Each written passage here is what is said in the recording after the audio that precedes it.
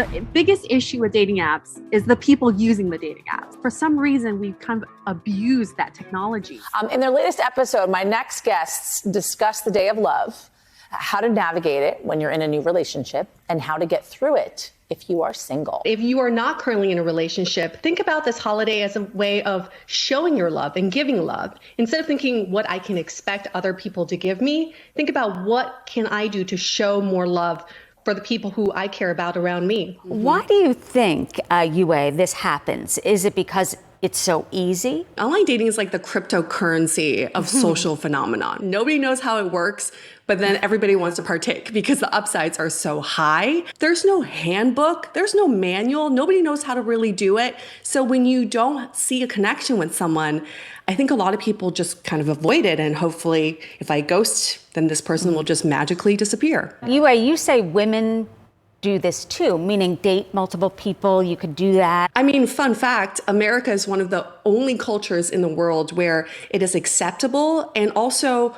encouraged to date multiple people at once. We've been told not to put all of our eggs in one basket. This is a societal problem that we're allowing for this to happen. And as long as you don't DTR, which is define the relationship, nobody's doing anybody any favors here because we're not setting the boundaries from the beginning. So I learned the terms West Elm Caleb and DTR. Their podcast is called Dateable. Good to see you guys. Thanks.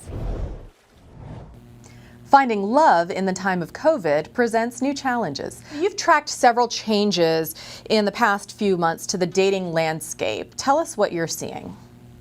I think the biggest trend we're seeing, which is what we're really excited about, is that the hookup culture is dying. And if it's not dying, it's dead. Pre-COVID, everyone was the Oprah of kissing. You know, you stay out to make out. You're just handing out kisses. Everyone gets a kiss. But now, because of safety precautions, everyone's being more mindful of who they show their affections, especially physical affections, with. And what's lovely coming out of this is a movement that we really champion on the Dateable podcast is #SoberFirstKiss. It's a more mindful first kiss without any sort of intoxication, and you're able to gauge more chemistry that way. What are the main concerns or issues that people seem to be bringing up on a regular basis during this time of COVID and quarantine? False intimacy. And I find this really interesting, May, is that because you're talking to someone all the time, maybe on video chat, that you feel closer to them because maybe you're having deeper conversations. Sure. And what we've seen a lot of people do in the last few weeks, a lot of people are coming out of quarantine to meet each other for the first time, that the in-person chemistry is not matched with the virtual chemistry.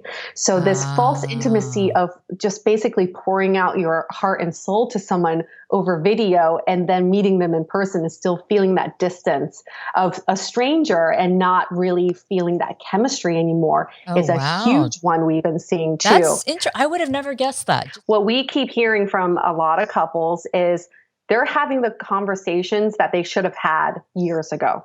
So even though we're seeing a rise in divorce, these couples were never going to make it anyway. We're just speeding up the process.